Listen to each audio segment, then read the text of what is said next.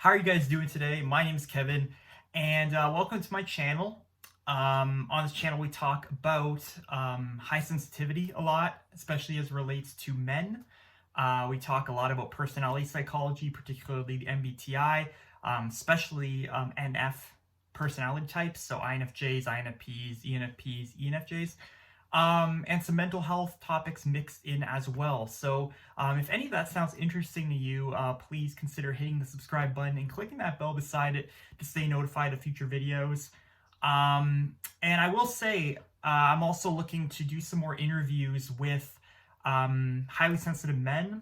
And that could also, if you're familiar with MBTI, if you're an INFJ, an INFP, an ENFJ, or an ENFP man, definitely consider reaching out to me at sensitiveacceptance@gmail.com, as I'm looking to do some more interviews about your life experience, kind of growing up as a more kind of feeler, sensitive type of man, which obviously clashes with kind of the traditional stereotypes of how men are, I guess, in the Western world.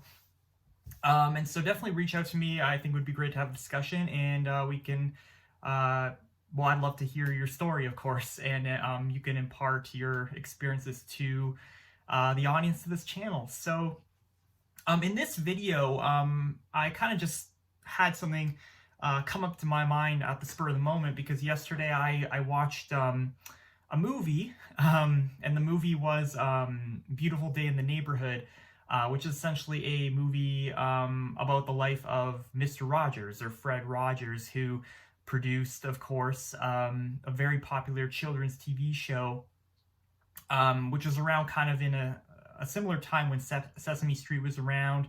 But this show is a little bit more subdued and maybe a bit more serious in nature in the way, and the types of things it covered in terms of teaching children about things. Sesame Street was a bit more out there and loud and kind of rambunctious and a little bit more maybe fun and engaging for children to watch. But that's not to say that Mr. Rogers' Neighborhood, I believe that was the title of the show, it's not to say that Mr. Rogers' Neighborhood didn't have a lot of value for children as well. It was a great show that really taught children how to deal with their emotions as related to more serious types of things in life, as it relates to death, really kind of more somber things. Divorce, things like that, maybe things they're going through in school, although it was kind of directed at kindergartners, so maybe school wasn't as applicable at that time. But these are things, this show is hitting children at a time when they're starting to kind of become more conscious of their emotions and the things they're experiencing. And we'll talk a lot, we'll go deeper into this throughout this video, but I think that parents traditionally, sometimes are prone to telling their children to, be quiet, or to, stop crying, or to calm down, things like that. And, this unfortunately encourages children to suppress their emotions and kind of put them aside, and not really always learn how to process them, and in ways that you can process them.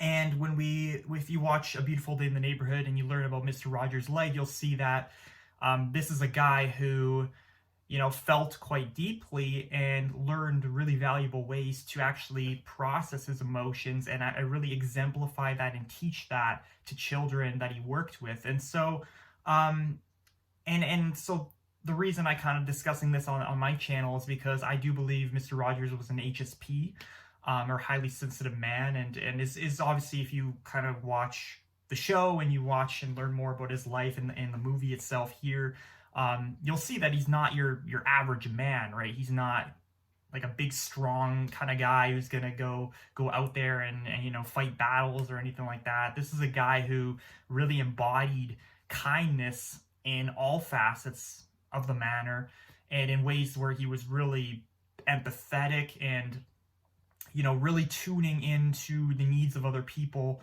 and just trying to be and exemplify loving kindness wherever he went and however he could. In particular, he had kind of that motherly type of presence to children, and his ability to really recognize their needs and who they were as people, and how they could really deal with the things they were going through. So Um, I think that was really great. And if you look online, um, it actually says that Mr. Rogers was an INFP. And it seems that's the unanimous choice for what his personality type was. Some people would argue INFJ, because, that always wanting to hear the other person's side of things and kind of how they're feeling kind of can come across as FE behavior.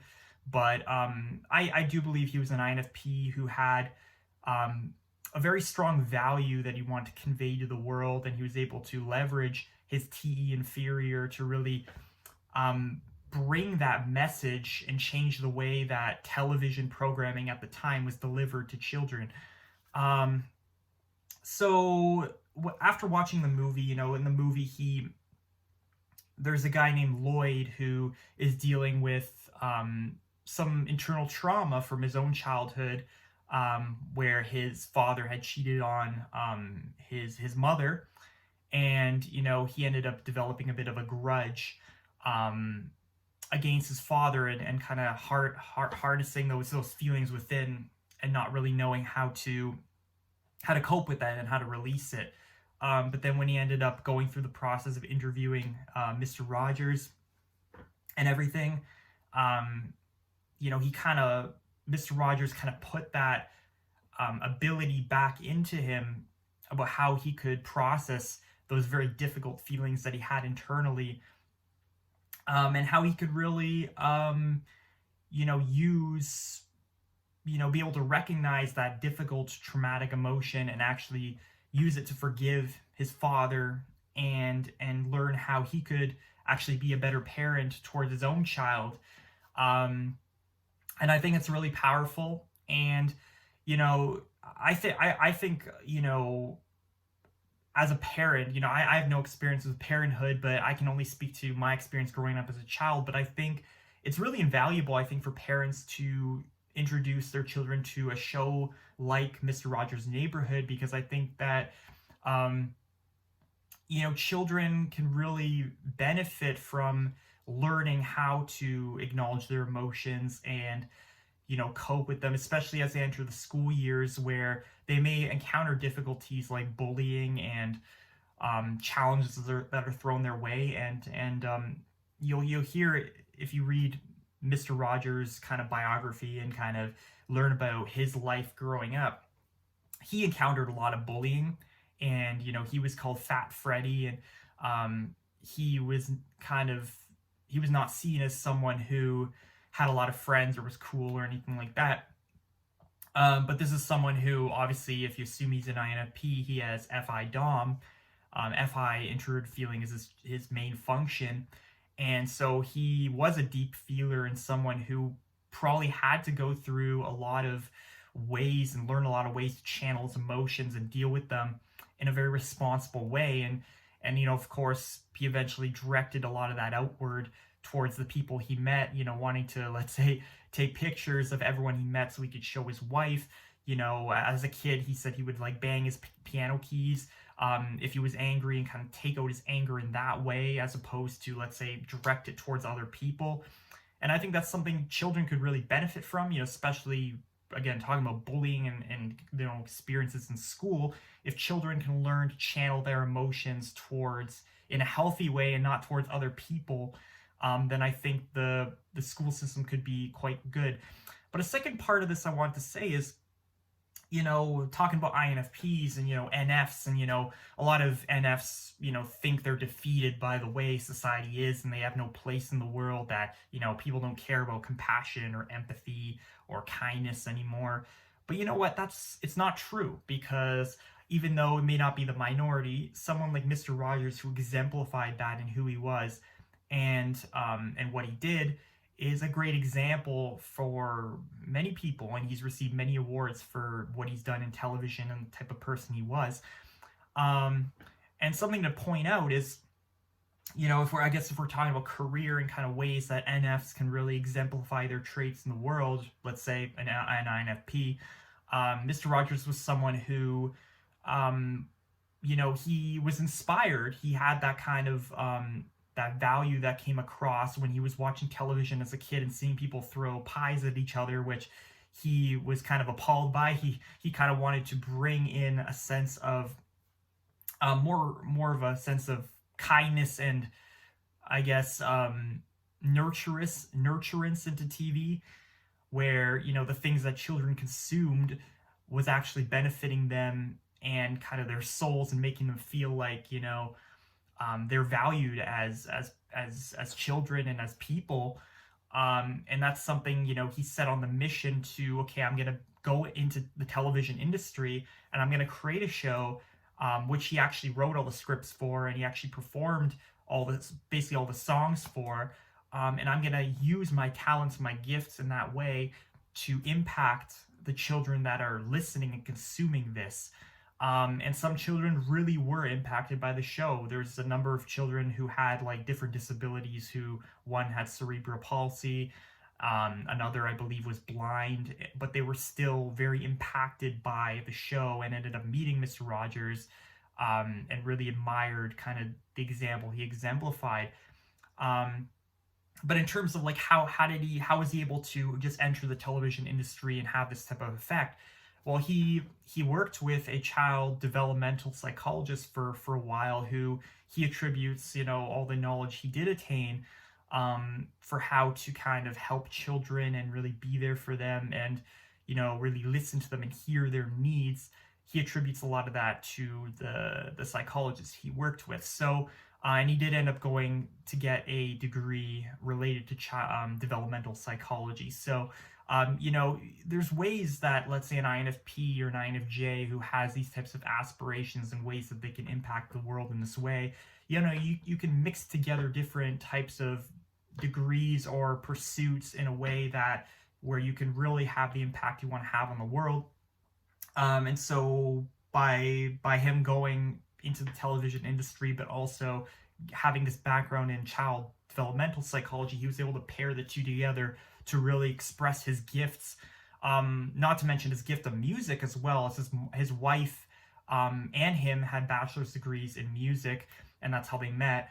And so he was able to share those amazing gifts and express his creativity as well in how he kind of set up his episodes and everything, and even he leveraged his NE, assuming he's an INFP, with the imaginative skits that he put together with the different puppets he had and the characters he came up with, and every lesson kind of taught some kind of lesson, or every episode kind of taught some kind of lesson. Like there was one that I just read about where he wanted to use a flashlight and he wasn't able to get it to work. So he ended in, that made him very frustrated. And so I think he turned that into an example that he could share on the episode with the puppets, and the way he demonstrated frustration and, dealing with that emotion. So, on that show, any emotion kind of went, and he was able to share that. And, so I think, the show itself, and even I would recommend to just, I guess, watch A Beautiful Day in the Neighborhood, the movie, because, I think it's valuable for HSPs to watch, to recognize their value in the world and kind of how they can exemplify that and kind of affect other people with their gifts, as well as parents. Any parent should watch it, I think, because raising your kids with the ability to process their emotions properly, I think, is very valuable for them growing up. And also, I think, it's a great tale of an HSP man, I think, in terms of the plot of the show, or the plot of the movie. Having a guy like this main character, Lloyd, who kind of goes through these difficult emotions that he's not really processing, and he's kind of just harboring this grudge against his father without really acknowledging and really working through that emotion he's experiencing, often channeling it with anger as well by just yelling at his father or dismissing him. But then once he realizes that, there's a lot of value in processing that emotion and forgiving his father, especially because his father's in the process of dying from an illness, he's able to really learn that ability. And I think that's really great. And it's something that I think any highly sensitive man, or even men themselves, can really learn from, something like that. this type of story. And so, yeah, I mean, that's pretty much all I wanted to cover in this video. I definitely recommend watching the movie. I thought it was pretty good. And the show itself, although, like, I did watch it in a bit when, like, Mr. Rogers' Neighborhood, I did watch a bit when I was a kid, but I never really thought about it in this kind of deep way until now. But yeah, come to think of it, I think it was a great show. So that's it for this video, guys. If you enjoyed this discussion, please leave a like. And of course, if you're interested in more videos like this on like high sensitivity, you know, NF types, personality, definitely consider hitting the subscribe button and clicking the bell to stay notified of future videos. And until next time, I'll see you in the next video, and take care.